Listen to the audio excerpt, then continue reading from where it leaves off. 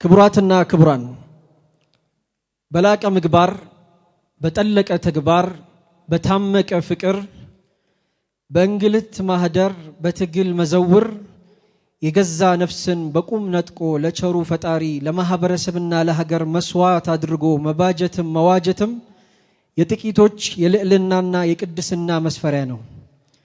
ተቀዳሚ ሙፍቲ ሐጂ ዑመር ኢድሪስ የዚሁ ወካይ ከዚያም በላይ የሀገር ቀለምና ልክ የዘመናት መልክ አድባረ ታሪክ የትውልዶች ድልድይ የእውቀትና የመልካም ጠባይ ሙዳይ የደጋጉ ሼኾች ብቃይና ቅጣይ ሰብአዊ ጣሃይ በሁለንተና ሁሉን ዜጋ አገልጋይ የሆኑ የሀገር ጥንታዊ ጥሪት የሚጨበት ትውፊት የሚዳሰስ ሀገረ ሰባዊ ድባብና ቅርስ ቢጤ አልባ ሰባዊ ሀብት ብርቅዬ የወል ሕያው ወረት አንጡራ ሊቃውንት ህብር የሃይማኖትና የብሔር የፖለቲካን አስተሳሰብ የማይቃረናቸው የሀገር እናት እንዲሁም የዜጎች መጠለያ ማህፀን ነበሩ። እኚህ ድንቅ የዘመን ቡራኬ ስብዕና ባጋጠማቸው ህመም ምክንያት ሕክምናቸውን ሲከታተሉ ቆይተው በ94 ዓመታቸው ጥቅምት 9 2018 ዓመተ ምህረት ከዚህ ዓለም ድካም አረፉ። ተቀዳሚ ሙፍቲ ሐጂ ዑመር ኢድሪስ ከአባታቸው ከአቶ ኢድሪስ ዘለቀና ከእናታቸው ወይዘሮ መነን ሽፋው እንደ ኢትዮጵያ አቆጣጠር በ1924 በወሎ ቦረና ገነቴ አካባቢ ልዩ ስሙ ዳሎታ በተባለ መንደር ተወለዱ። ለአባትና ለእናታቸው አራተኛ ልጅ ነበሩ። እናትና አያታቸው በልጅነት ተነጥቀው ነው ያደጉት። በእድገታቸው ወቅትም የመንፈሳቸው ምሪት በቤተሰብ ስስትና ስነልቦናዊ ቅኝት ቢታጠርም ውስኑን ሰብረው እስከ ህልፈት ለተንጸባረቁበት የህይወት ዳና ራሳቸውን ሰጡ። ከምቾት አጸደ ወጥተው ከስጋ ድካም ጋር የሚጸድቁበትን እጣ ፋንታ ገለጡ። እረኛም ገበሬም ነጋዴም ለመሆን የሞከረው ልጅነታቸው መጽደቂያው ፍኖቱ ግን እውቀት ትምህርትና ስርዓት የነገሰበት አምባ ነበር። ይህም በብዙ ፈርጅ የሚገለጥ የሚበየን የሚሰነድ ቡቃያ አለው። ተቀዳሚ ሙፍቲ ሐጂ ዑመር ኢድሪስ ሃይማኖታዊና መንፈሳዊ የእውቀት ዝግጅታቸው እንደሚከተለው ይቀርባል። ሙፍቲ ሐጂ ዑመር ኢድሪስ ገነቴ ዳሎታ ከሼኽ ከማል እሸቴ የቅዱስ ቁርአንን ከፊል ንባብ ተማሩ። ለጋሃዲ ደግሞ ከሼኽ አሊ ገመች የቅዱስ ቁርአንን ንባብ የዓቂዳ ወይም ስነ መለኮትን ትምህርት ገበዩ። ወደ ዳሎታም ተመልሰው ከሼኽ ከማል የሐነፊን ፍቅህ ወይም የስነ ህግ አገባደዱ። ጥላንታ ደግሞ ወደ ሼኽ አሊ አደም አቅንተው ቀሪ የፍቅህ እውቀትን ሰነቁ። ከዛም በመቀጠል ወደ ዳሎታ ተመልሰው ከሼኽ ዩሱፍ ተሰማ የፍቅህን ወይም ስነ ህግን ዝግጅት አጠናቀቁ። በመቀጠል ወደ ቦረና ሄደው በሼኽ ጦሃ በጌ ምድር አማካኝነት የነህው ወይም ሰዋሰው ትምህርትን ጀመሩ። ወደ ከቶም አምርተው በአብይ የዘርፉ መምህራቸው በሼኽ አብዱል ሐሚድ በሽር አጠናቀቁ። ጉዟቸው ወደ ቦሩ ምድር ወደ ቦሩ ገዳ ተቀጣጭተው በሼኽ የሕያ ሰዒድ አማካኝነት የቅዱስ ቁርአንን ተፍሲር ገበዩ። በመጨረሻም በደሴና በአዲስ አበባ ከተማዎች ከሐጅ መሐመድ ታኒ ሐቢብ ዘንድ የሐዲስ የመንጥቅ የበላጋ የዓሩድ የበዲዕ የእስቲዓራ የመዓኒ የሒከም ትምህርት ዘርፎችን ቀሰሙ። በዚህ ሂደት አይምሯቸውና ልቦናቸውን ካለመለሙ በኋላ መንፈሳዊ ቁመናቸውን ወደ ማነጽ ተሸጋገሩ። ከሼኽ ሐሰን ፍቃዱ የተለያዩ ዕለታዊ ዊርዶች ወይም መዘክሮችን አገኙ። እንደ አብራሂ የሚቆጠሩ እና በዘጠነኛው የኢትዮጵያ ዓሊሞች ሊቃውንት የበላይ ጠባቂ በሳልሳዊ ዳኒ በዳኒዩ ሳሊስ በሼኽ መሐመድ ዘይን በሁሉም የአዝካር የኸልዋ የጽሞናና የተመስጦ ሙሉ ፍቃድን ወረሱ። በሼኽ አሕመድ ኑር አበልጀማል ጅማ አማካኝነት ቋሚ ተጨማሪ የዚክር ወረቶች የሚካተት እድልን አገኙ። በሼኽ መሐመድ ኮሪብም እንዲሁም በየመናዊው ሼኽ ሰዒድ አሕመድ አሊ የመኒ አማካኝነት መንፈሳዊና መለኮታዊ ቅዱስ ንባቦችን ለመከወን የሚያስችል ችሮታንም አገኙ። ይህም ሂደት በ13 መምህራን ድጋፍ በ35 ተከታታይ ዓመታትን የሙሉ ጊዜ ጥረት ተጠናቀቀ።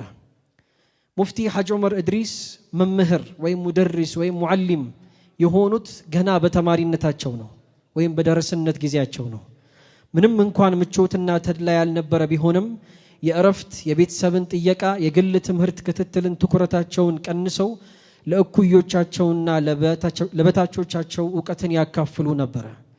በዳሎታ በጥላንታ በከቶ የዕውቀት ማዕከላት የከፍተኛ ደረሳ ማዕረግ አግኝተው በርካታ ዓሊሞችን ማስተማር ችለዋል።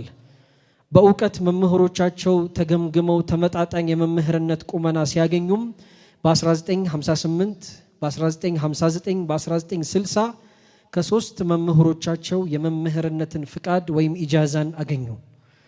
በአዲስ አበባ ከተማ በ1960 ጀምሮ እስከ መስከረም 2018 ድረስ በአንዋር እና በኑር መስጂዶች በበኬና በሰፈራ አካባቢ ባቋቋሟቸው የዕውቀት ማዕከላት እልፍ አላፍ ከሁሉም የኢትዮጵያ ክፍል የሚጎርፍ ዕውቀት ፈላጊዎችን ያስተምሩ ለመምህርነትም አብቅተው ያሰማሩ ነበር።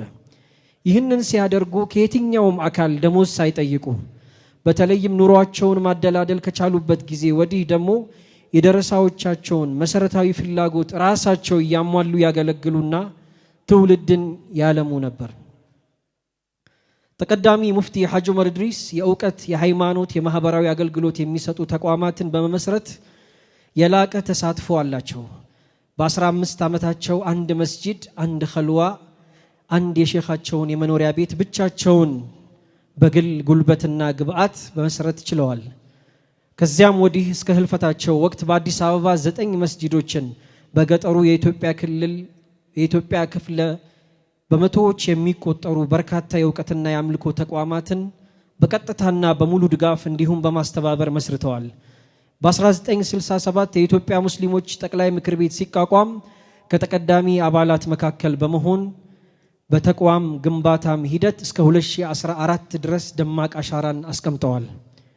ለተቋሙ ህጋዊ ተክለሰውነትን በማጎናጸፍ ጥረት ውስጥም የጎላ ስኬት አስመዝግበዋል።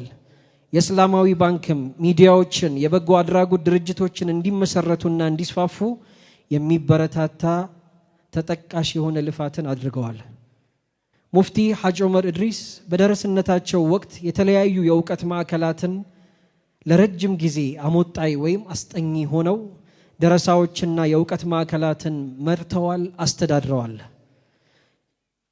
በ1960 ጀምሮ በኑር መስጂድ ለ16 ዓመታት በምክትልነትና ለ3 ዓመታት በዋና ኢማምነት እንዲሁም በ1967 የቀዳሚው እስልምና ጉዳይ ጠቅላይ ምክር ቤት መስራች አባል፣ የቀዳሚ የኢትዮጵያ ዓሊሞች ጉባኤ ሰብሳቢ፣ የቀዳሚው የኢትዮጵያ ዓሊሞች ፈትዋ ኮሚቴ መስራችና አባል እንዲሁም የሀገር አቀፍ ዑለማ ጉባኤ ሰብሳቢና ሙፍቲ የነበሩ ሲሆን በዚህ ወቅት በ11 ዓመታት ውስጥ በ58 የኢትዮጵያ ከተማዎች ተዘዋውረው በሙስሊሞችና በሙስሊሞች እንዲሁም በሙስሊሞችና በሌሎች እምነት ተከታዮች መካከል ከ130 በላይ ቅራኔዎችን እና ግጭቶችን ለመፍታት ችለዋል።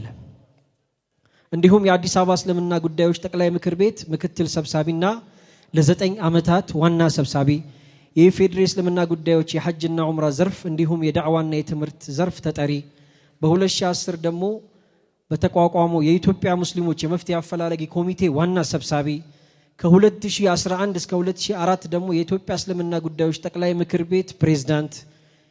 እነዚህና በሌላ በኩል በብሔራዊና የሰላም የእርቅ የሽምግልና የአስቸኳይ ጊዜ እርዳታ ኮሚቴዎችና ቡድኖችን አባልና አስተባባሪ በመሆን ያገለገሉበት አጋጣሚ ሰፊ ነው።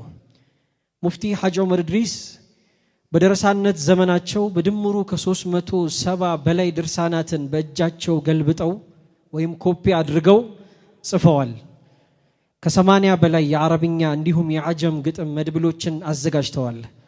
እንዲሁም ለህትመት ያልበቁ የኢትዮጵያ ዓሊሞች ዝክረ ታሪክ በአረብኛ፣ የራሳቸውን ግለ ታሪክ በአረብኛ፣ 7 የአማርኛ ትርጉም መጽሐፍትን፣ የቅዱስ ቁርአን የአማርኛ ሰፊ ማብራሪያ ትንታኔንም አዘጋጅተዋል። ከዚህ ዓለም ባሻገር የቅዱስ ቁርአን ትንታኔን ጨምሮ ሌሎች የእነጻ መሰናዶዎችን ከ360 የሚበልጡ ሲዲዎችን እንዲሰነድ አስችለዋል።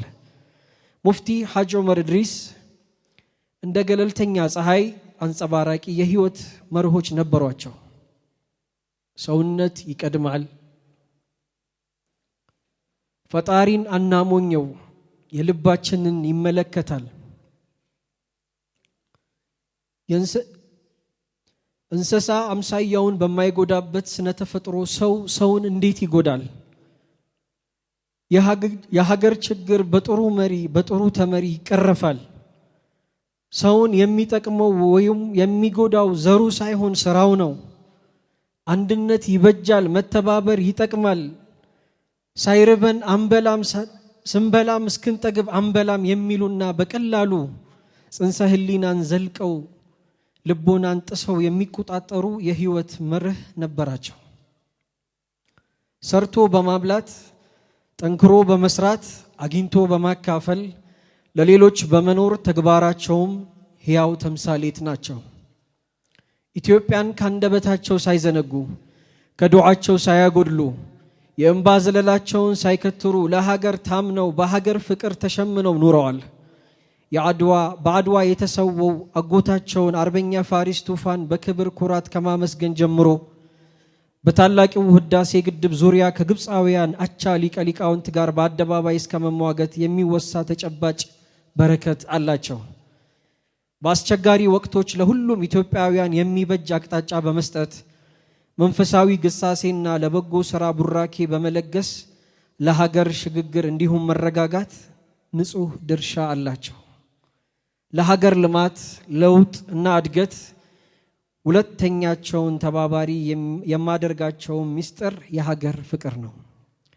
ከ12 የሚበልጡ የመካከለኛ ምስራቅና ምዕራብ ሀገራትን በተዘዋወሩበት ወቅትም ሀገራቸውን ባህላቸውን የሚያፈነጥቅ መልእክትና አለባበስ ከማቅረብም ተቆጥቦ አያውቁም ነበር። አዲሱ ትውልድም ሀገሩን እንዲያፈቅር እንዲወድ ሁሉም ዜጋ ለሀገሩ እንዲተባበር ከመምከር የታቀቡበት ጊዜም አልነበረም። በቀደምት ሊቃውንት ከፍተኛ ማዕረግና ምስክርነት ያገኙት ለአስርት ዓመታት ባበረከቱት ነፃ ሁለንተናዊ ግልጋሎቶች በሁሉም ኢትዮጵያዊ ዜጋ እንዲሁም ሃይማኖተኛና ፖለቲከኛ ዘንድ አንጸባራቂ ልባዊ ምስጋና የተጎናጸፉት ተቀዳሚ ሙፍቲ ሐጅ ዑመር ኢድሪስ በ1966 በመሰረቱት ትዳር 9 ልጆችን ያፈሩ ሲሆን እልፍ አላፍ ዓሊሞችና ደረሳዎችን እንዲሁም የእውቀት ማዕከላትን መተካት ችለዋል። ተቀዳሚ ሙፍቲ ሐጅ ዑመር ኢድሪስ በእግራቸው ተጉዞ ያከናወኑትን ጨምሮ 40 ጊዜ የሐጅ ስነ ስርዓቶችን አከናውነዋል። እስከ መስከረም 2018 ድረስ አካላዊም አእምሮአዊም መንፈሳዊም ንቃታቸውን እጅግም የተሟላ ነበር። ከሳምንታት በፊት ባጋጠማቸው ድንገተኛ ህመም ምክንያት የሕክምና ክትትል ሲያደርጉ ቆይተው ዕለተ እሁድ ጥቅምት 9 2018 ከዚህ ዓለም በሞት አርፈዋል። አላህ የጀነት ያድርጋቸው። ህዝበ ሙስሊሙም አርአያ ትውፊታቸውን ያስቀጥል። የሀገር መሪዎችም የሃይማኖት አባቶችም ሙፍቲና መሰሎቻቸውን የደከሙለትን ሰው ተኮር እሴትን የዘውትር መመሪያ አድርገው መንፈሳዊ መሪያቸውን ያስታውሱልን። ለሀገር ሰላምና እድገት የመንፈሳዊ መሪ አርአያ ይቀጥል። ሰላምና ፍቅር ለሁላችንም ይስፈን። አሚን።